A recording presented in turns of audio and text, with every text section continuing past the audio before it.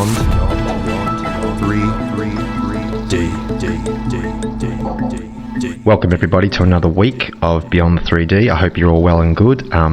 Matt's not in tonight, you've got me, and I would like to present to you the John Titor story. Now, last week we talked about Albilik, and Albilik was a member of the Philadelphia experiment, and Albilik ended up going to the future, allegedly.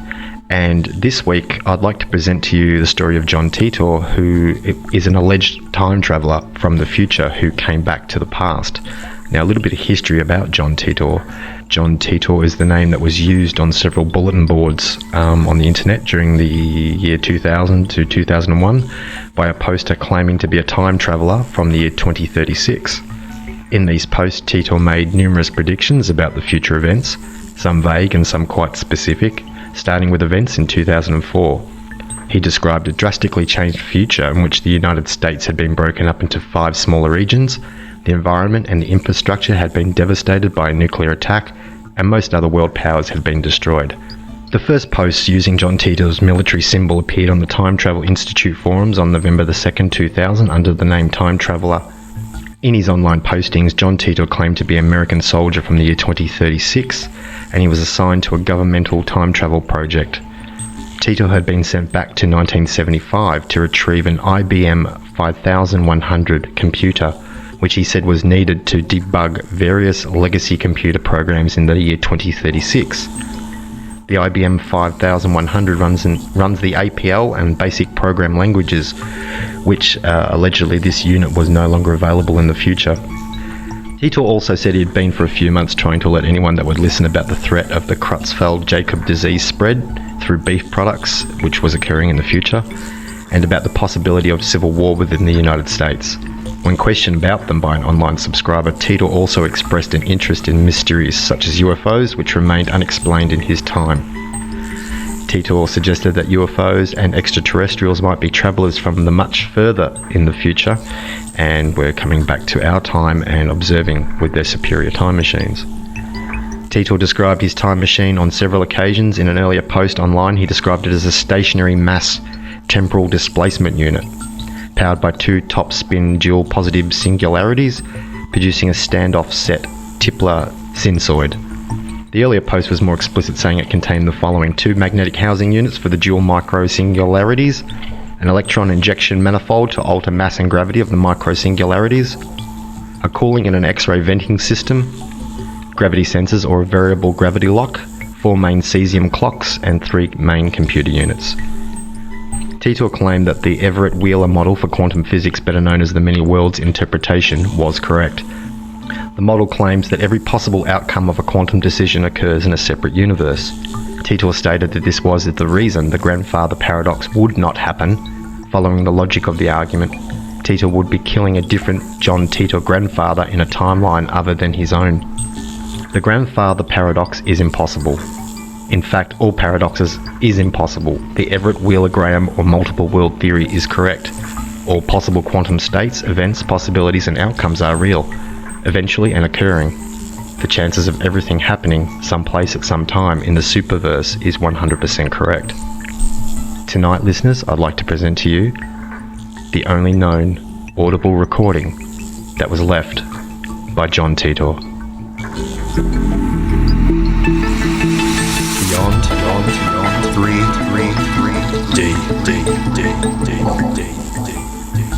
I do want to preface this a little bit.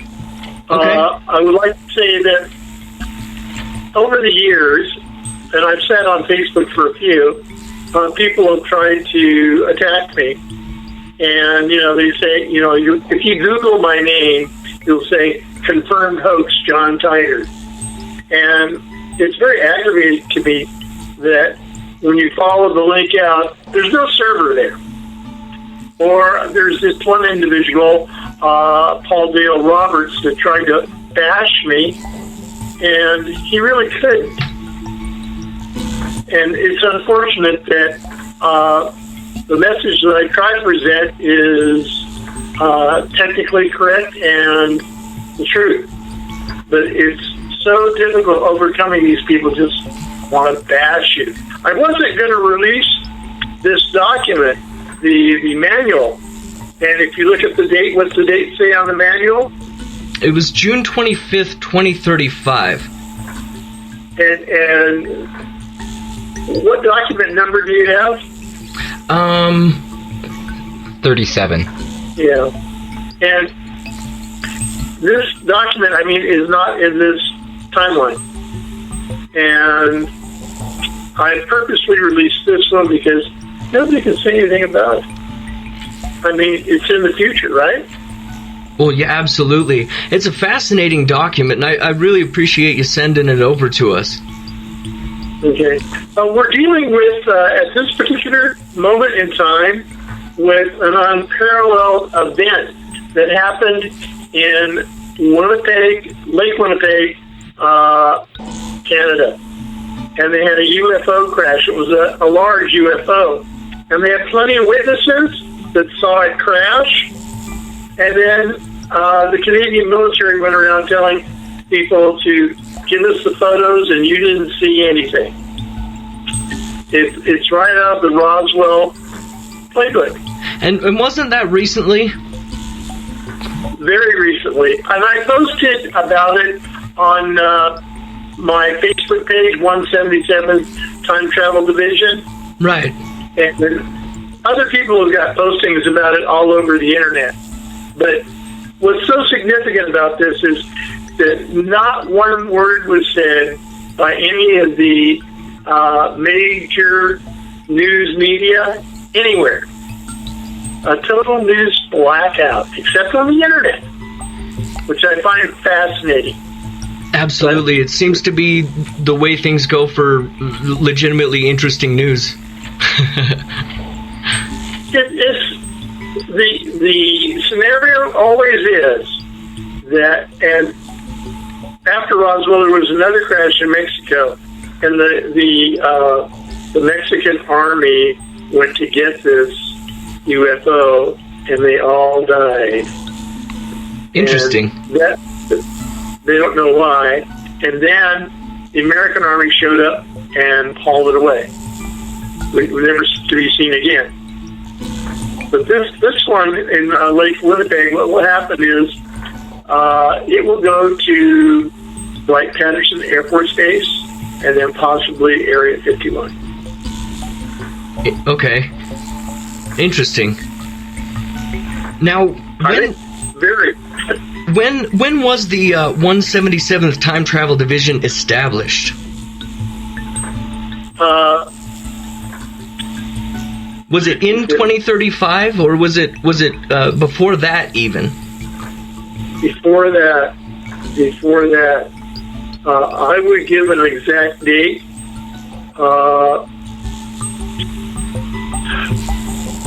We're looking at probably in the not too distant future, about 5 years from now. Fascinating. You'll see it. We'll see it now. And what will happen is the Department of Defense will basically get an appropriation to conduct temporal testing, and that's how it will be in the you know, they'll call it something close, and suddenly funding for millions of dollars will not be seen again. So when was so in the next 5 years, you say this will all be probably coming to fruition. Now, is that when the first mission will be carried out, or will it be shortly after that? I would say that will be probably around the first mission. And I discuss on my website, there's 3 different ways to do time travel. And Dr. Michio Kaku wrote a white paper. And I had the white paper and I've lost it. But he absolutely said how to do it with quantum mechanics, and he was correct. And it was all tested out and works.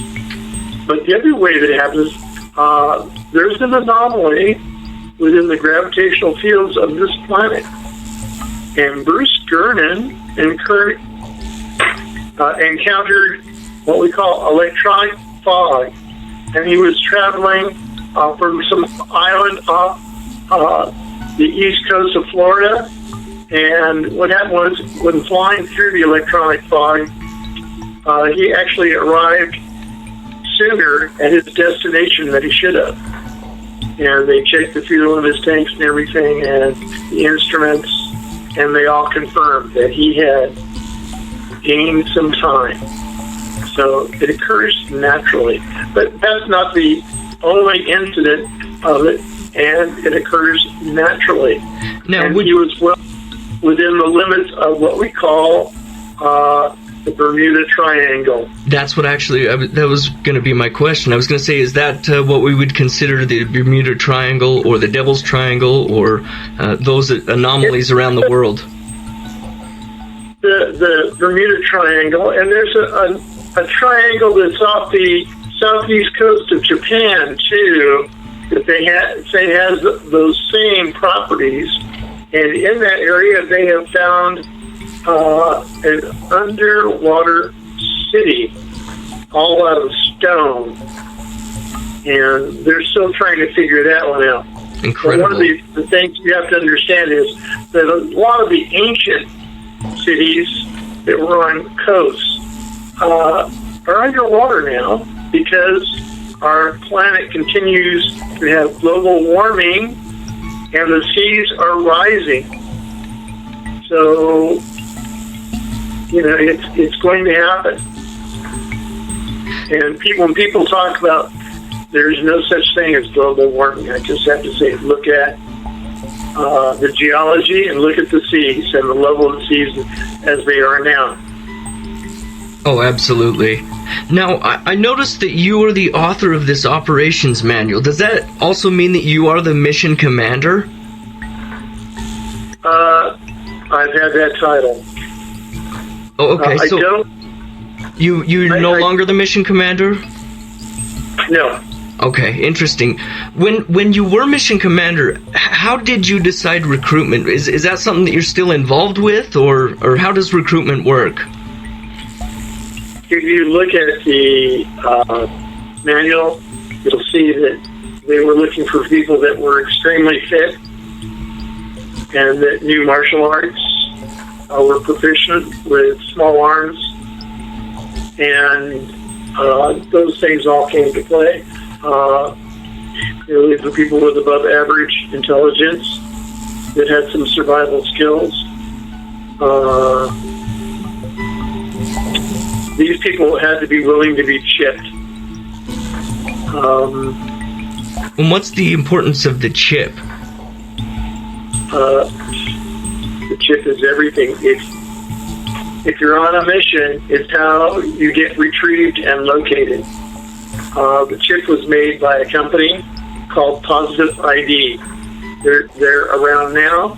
They're traded on the NASDAQ under PSID, and it's a penny stock. Great buy for you.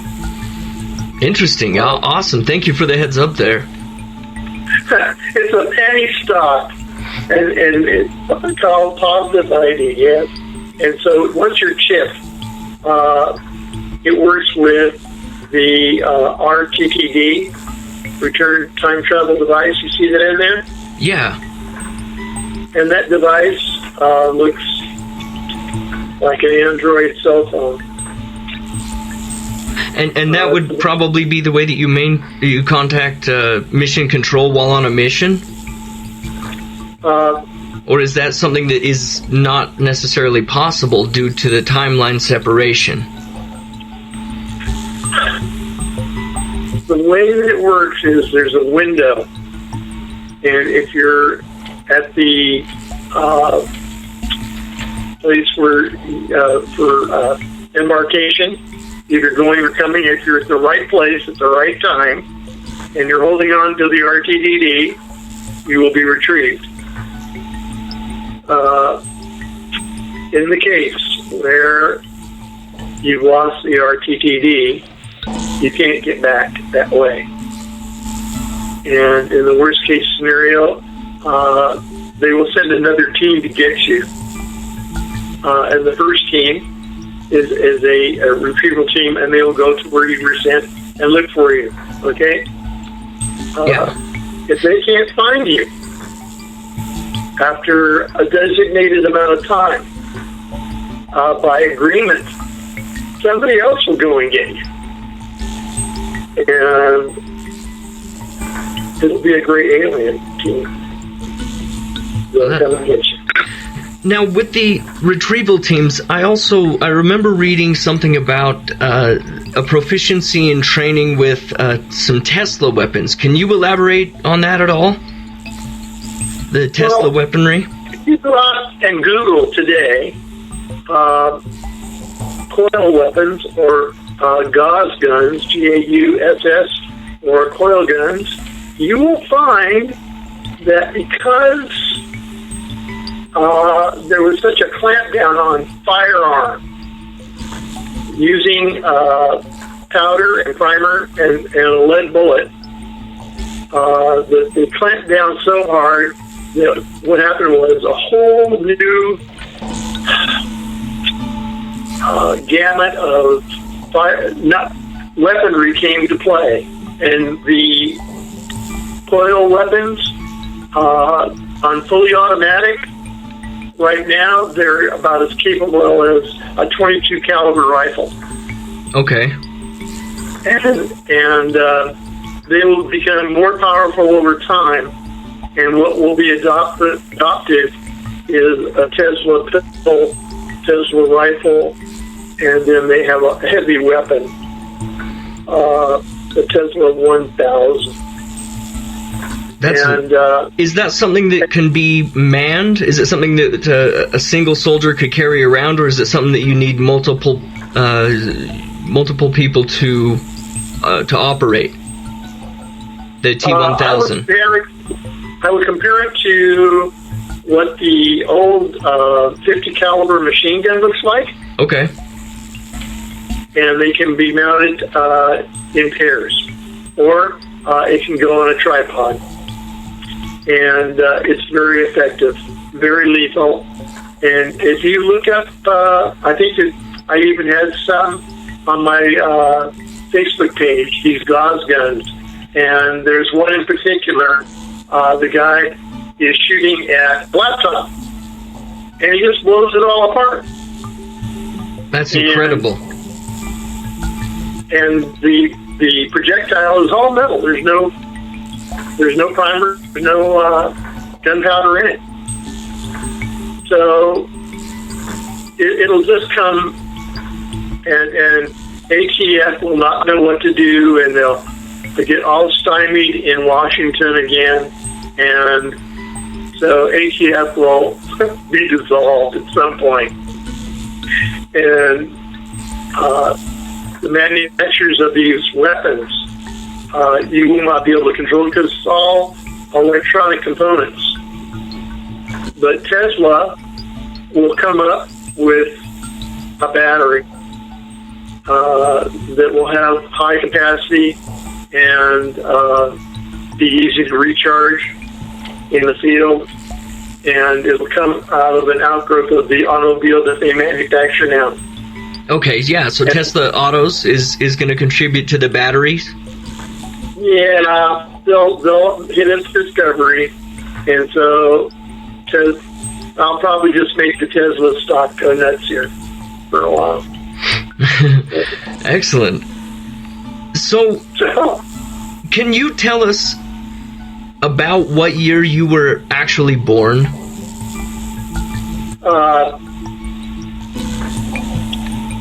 I don't reveal too much of that. Oh, that's just fine. And I will tell you that when you travel in time, your body still ages no matter what you do. There's no way to stop it. Okay. You can prolong life, and I will tell you that I'm very old, and I suffer with lots of diseases, and I take a whole battery of pills every day to stay alive. I get excellent medical care in this timeline. And probably part of the reason I stay right where I'm at. I live off grid. I don't have anything in my name. I do have an ID card that has my name on it. And that's pretty much it. Now, John, the manual states that the primary mission is to protect the timeline. Can you elaborate on that at all? Yes.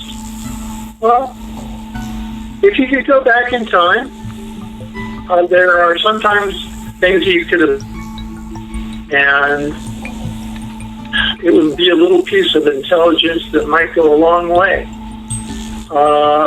Let's say that you went back in time to November 22nd, 1963, and you were standing on the grassy knoll when John F. Kennedy drove by, and you distinctly saw people shooting at him from the grassy knoll, and that there was no one shooting at him from the Texas School Book Depository. How about that one? Would you go with that? Yeah, I think I could go with that. Absolutely. The other thing that you could do, I mean, there's things you can observe, there's things you can try to prevent. Let's say you knew that someone was going to try to launch a nuclear weapon against the United States. You might be able to thwart that effort. Team members have something that Al Jazeera compromised not too long ago during the Iraqi War. A soldier was videotaped wearing a suit that made him virtually invisible. But it was a dusty day, and Al Jazeera got the photo. That's incredible. So do we have the Cloak of Invisibility? Yeah. It's kind of crazy. But I think I even have a little film clip of it on my Facebook page. Yeah, actually, I think I have seen that. That is pretty incredible. So look, you'll see it there. It's all about bending light waves, and we learned how to do it. The United States is militarily way ahead of the rest of the world because we get black technology. Let me explain to you what black technology is very quickly here. Black technology is the species or the barter that we do with extraterrestrials. They give us technology that pushes us way ahead. Propulsion systems, circuit boards, craft. We were headed in that direction, but there's other technologies that they give us that will probably make in a few years you won't see much of a printed circuit board anymore. That's fascinating. So I'm telling you about the future, I'm telling you about the past. And what is the furthest in the past that I went to? That would be 221 BC. Wow. And I went there with a team, and I went there in the company of two great aliens. And we went to China, and we basically did something with the first king of Qin, Qin, I believe it was, and he became the first emperor of China. Okay. And that's the furthest back in time anyone's ever come. That's incredible. I would say that people ask me about the future, and I would say that our big issue will be that we have 2-3 generations of young Muslims that are taught in Wahhabis, and they're taught to hate the West, Christians, Jews, Buddhists, anybody that's a non-believer. And they are taught that if you kill us, you get to go to paradise. Make no mistake about it. We live on an engineered planet. We live in an engineered solar system. The fact that we have a moon, it's very important to the species that live on this planet. If we did not have a moon, life would not have evolved as it did. And I'm going to talk a little bit more about evolution here in a minute. The solar system is engineered very early on in this planet's life. Humanoids, two-legged, upright apes were gene spliced with the genes of the Anunnaki. And so they can't account for a substantial part of the DNA in all of us. And it's directly attributable to the Anunnaki. But they were not the only ones that attempted to colonize this planet. There were several other extraterrestrial species that tried to.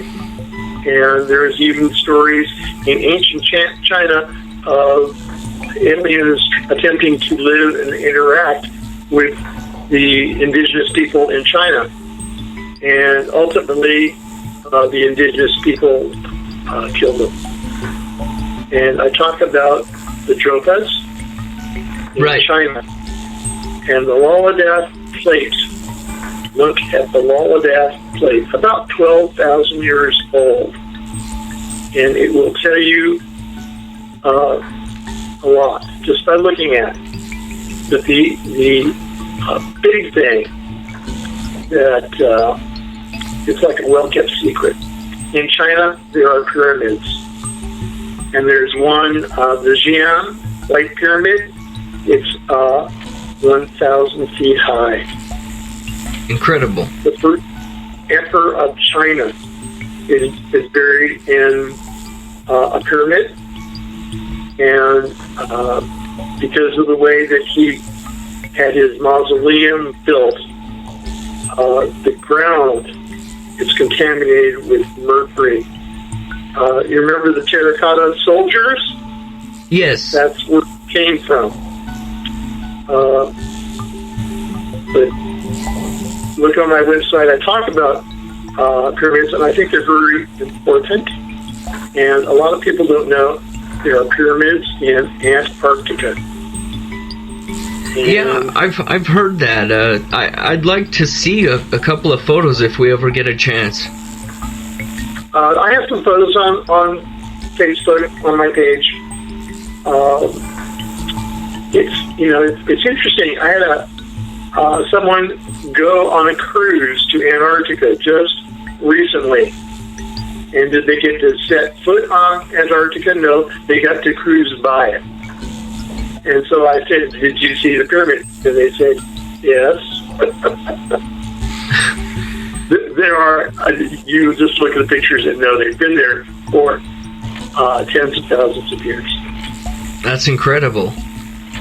Now, so the Greys appear to play a really big part in the preservation of the timelines. Can you explain why the Greys are helping us? What's their purpose for helping us? Well, let's look at the manual. Do you see the picture of the Grey standing there shaking hands with who? Hitler, of all people. Yeah, and they always dispute this picture. And to the best of my knowledge, it's accurate. There was a crash in 1936 in Bavaria, and great aliens were at the crash site, and the Germans were smart enough almost immediately to understand that the species had intelligence and technology that surpassed theirs. And at some point during World War II, the Greys came to understand that the Germans were exterminating Jews. Beyond 3D. They following me on this? Yes. And I believe that the Greys were instrumental in bringing a close to the war. It's not available to me. I've heard this, that they communicated with the Allies and helped the Allies. I do know that General Eisenhower, after the war, observed demonstrations by extraterrestrials of their military capability. So, the Greys at Roswell, in the FBI report, there were 3 Greys to each of the aircraft, and there were 3. And the document sitting on my Facebook page under the 177 Time Travel Division, it's there. And one of the Greys communicated using telepathy. And he lived for quite a while. And I think it was John Forrestal actually had met him. He was Secretary of the Navy or Defense, I forget. And shortly after Forrestal met him, he committed suicide. But the alien died in our care, and we tried to keep him alive and do everything we can. There was someone that basically communicated with him right up till he died using telepathy. Telepathy is something I've used, and the first time that I used telepathy, I was a little flabbergasted, but I understood that it could happen, and I communicated with someone, and another human being or a Grey? Oh, I'm going to elaborate on this a little bit for you. Is that this person was, I'm about 6'2", and they were equal in height, and they just walked up to me and they started using telepathy, and I looked straight in his eyes and I understood everything he was saying. And then when we had completed our communication, I thought to myself that he might have been a shapeshifter, a Grey alien that can actually shift shape to whatever he wants. Interesting. So, like, I want to talk about Grey aliens here, and I want to say that we, as the indigenous people on the planet, do not have a great reputation. We make war a lot. We kill people for religion or, because they're different from us. What we did to the American Indians was a question that I had brought up to me by a Grey alien once. They asked what happened to Native American Indians. I said, they're still with us, but the next line was, isn't this their land? Well, right. From there, I have to couch things diplomatically with them, but you cannot lie to them. They'll know when you're lying, when you're telling the truth, and always be friendly with them. There was an incident on a military reservation where someone basically did something offensive with a weapon, and they paid the price. And the Greys don't carry weapons, but I will tell you that they meet justice very swiftly. When they are shown any kind of threat, imminent, they will take steps, and you will pay the price. Let's see, cattle mutilations. They do it to check on the food chain. I believe that they continue to monitor us as a species. It happens on the 37th parallel on this planet, mostly in the United States, and government turns a blind eye to it. But the cuts of the animal tell the tale that we're the ones doing it. Abductions. I want to talk about abductions. Are not supposed to occur per se. The best abductions that are documented, Betty and Barney Hill. Right. Most certain, I believe that one. And then the one that I absolutely believe is Travis Walton. Travis Walton happened in 1976. He was abducted and returned. And yeah, a short time after his abduction, right? Wasn't it about a week? I think it was a couple of weeks. He was gone for a little while. And they were all polygraphed, and the local sheriff, state police, and they were all ready to prosecute the people he was with for murder. And it almost got to that point, and then he was found. And Travis Walton has come out, and he speaks at conventions and things, along with another gentleman that was in charge of the crew that day, because they were just cutting lumber on a government contract. So, all these things, if you have 100 people in the room and you ask how many people believe in UFOs, at least half the people are going to raise their hands. And then the other half is going to think that half is crazy. Okay? And the government does a very good job of debunking everything. And on my Facebook page, 177 Time Travel Division, I talk about the astronauts, and that once they're done with their military careers, they have all said they've seen them, pretty much. That's right. Significantly, Gordon Cooper wrote a letter to the United Nations saying that he'd seen a UFO when he was the commander at Edwards Air Force Base. He was the base commander.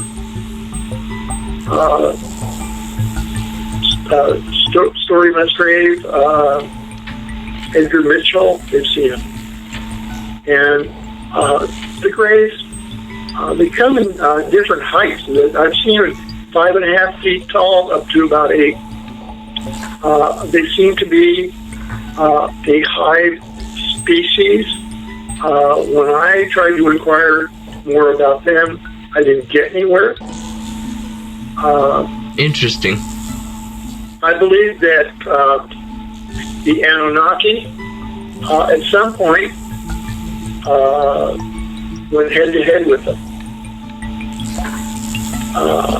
I don't know more than that. I don't know if the Anunnaki created that, gray aliens.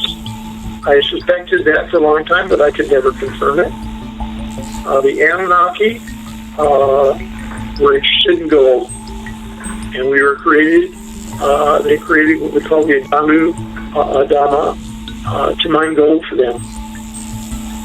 And these people were giants, 8 feet tall, 9 feet tall, and there were giants all over the planet.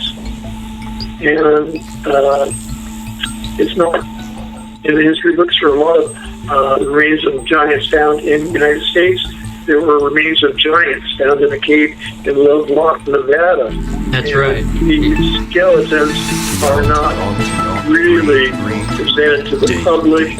There's a museum in Lovelock, Nevada, and you can inspect the skeletons. But the main thing was that they were red-haired giants. Now, isn't the legend that the giants were actually stripping the local tribe of some of their population to cannibalize them, and then the population of the local natives ended up pushing them into the caves and smoking them out until they eventually died? I had heard that they competed for the same food sources. Oh, okay. And they were different, so the Indians killed them off. So, like, mankind has a propensity to do that. We will kill what is different, what we don't like or what we don't accept. Race and religion. If you look on my Facebook page, and you'll see there's a wall there at Tiwanaku, okay? And the great alien head is there among the races. And in Egypt, on very ancient drawings and bas relief, you will see pictures of great aliens. And I think there's some of the manual. Yeah, there was a few. And I think that I even talked about the Zeta Reticulans and the planet is supposedly based on. It's, like, all this, like, it's not as mystery looks. And I think that, like, everybody's attuned to God created man in his image. Well, that may not be. If you want to define God to be somebody that can create a solar system, planets, and life, you've got a God. But does he, is he interested in the Ten Commandments? I don't know that. I'm always a little skeptical about people that say they talk to God and we have to do this now, we have to do that now. Right. Kind of more of a fear-based program than a love-based program, which is truly what I would see a God in, at least in my interpretation of it. What we really need to acknowledge is that you can control the masses through fear. Fear of the afterlife. You're going to go straight to hell for that. I would have to say, we all need to search for the facts and come to a realization. But time travel, absolutely. Can everybody do it? No, because we create chaos and probably a cataclysmic event in gravitational waves, and it can be a bad thing for everybody. Absolutely. Time travel is documented in the Bible. I don't recall the specific circumstances. A child goes out to an orchard in Palestine and comes back 7 or 8 years later, unchanged. But that's incredible. So it's always been here. UFOs use time travel. It's all part of it. I think I talked about it in the manual. Space-time gravity. Gravity is the key to everything. It just has to be researched. Einstein was consumed, I think, for a while with the Einstein-Rosen bridge. Stephen Hawking, for almost a decade, was consumed with research into time travel. I believe that I've communicated with Stephen Hawking's secretary on the subject of time travel. Interesting. And what did he have to say, or his secretary? It's a one-way conversation. I can imagine. It's like you can't talk directly to Stephen anymore. But you could tell the secretary information, and things go up, but they don't come back. It's a one-way thing.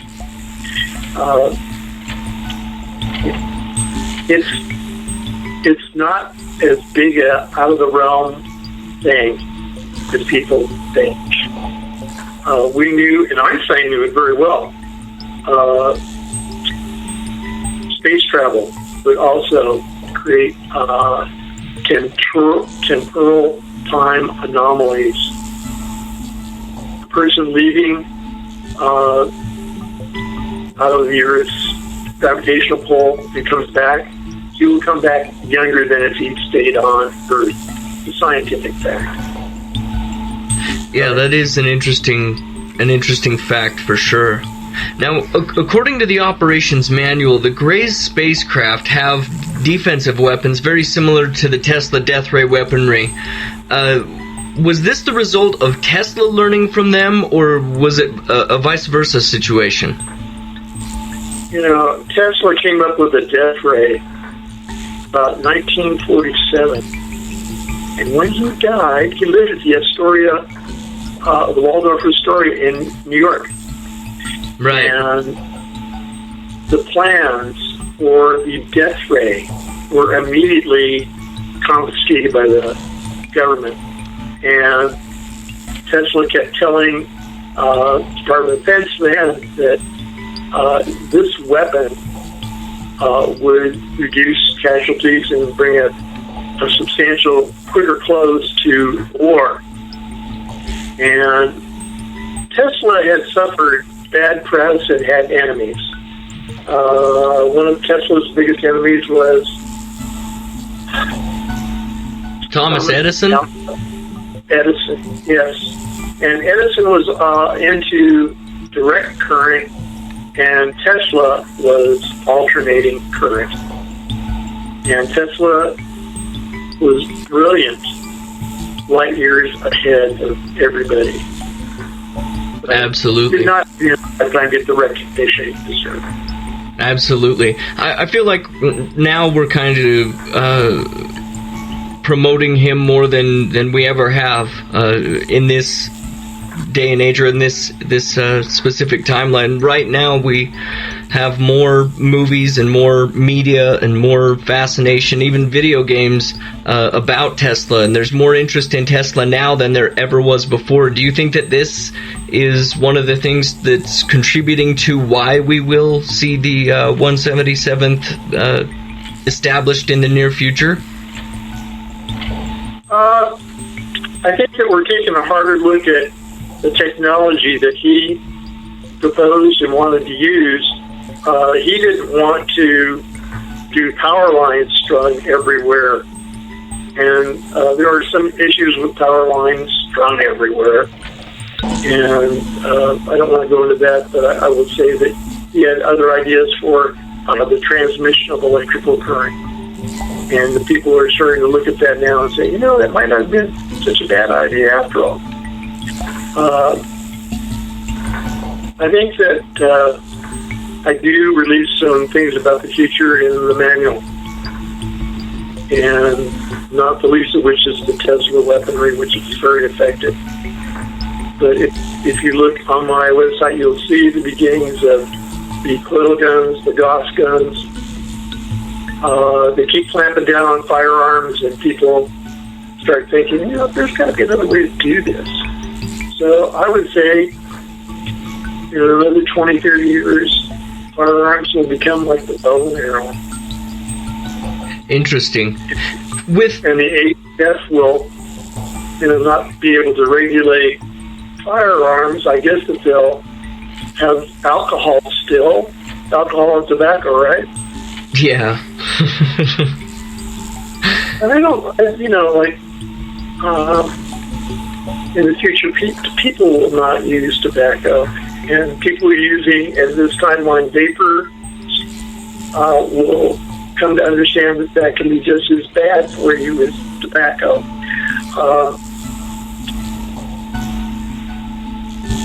I will say that you'll see in the future people using drugs more, but qualifications for work will be that you're drug free.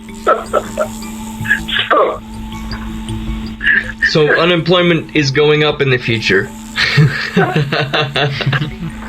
I think that young people in school will be told, you have a choice. Do you want to work and have a family and raise children and be a productive member of society, or do you want to, end up on the street someplace looking for your next fix? It's that simple. The cure for HIV is known. Interesting and terrifying all at the same time. So I've told you the terrifying truth, haven't I? Absolutely. Now, with mention of the Middle East and all that turmoil going on there, and specifically with ISIS, is that something that we should be as concerned as the news media claims that we should be? Or is it something that's going to fizzle out on its own? No. Well, what's going to happen with ISIS is they will, it's a gathering storm. And over time, young people that believe that they should be busy killing the infidel and be more like Jihad John will increase. And they will get their hands on advanced weaponry. It's more than possible they will get their hands on nuclear weapons. It's not out of the realm of possibility. The Taliban are constantly trying to get to that point in Pakistan. And the Iranians continue to try to perfect nuclear weapons. The unfortunate reality is, if Israel would be attacked with a nuclear weapon from wherever, whoever launched it has about 6 to 8 minutes to pray to Allah, because the Israelis have about 400 nuclear weapons, and their nuclear deterrent is also submarine-based, and they hit the target. So we need to take that age-old, the Arabs against the Jews, pretty seriously. Interesting. It's going to get worse. Now, with religion in mind, is there anything in the future that unifies any of that, or is it still kind of the main fuel for most wars, with the exception of oil, or at least as the surface? I think it's mostly, we're the infidel to the Muslim world. It's a big issue, and they're taught this at a very young age. They start to school, about the same time that children in this country start to school. So it's all in what they're taught. And in Japan, prior to World War II, you had an absolute feudal system. You had your military, and they were at the top of the food chain, and then there was the emperor. And everyone owed their existence to the military and the emperor. And this was a country bent on war and making war on the United States that they deemed to be an inferior species. And they paid a price. The Germans paid a price. But history has a way of repeating itself.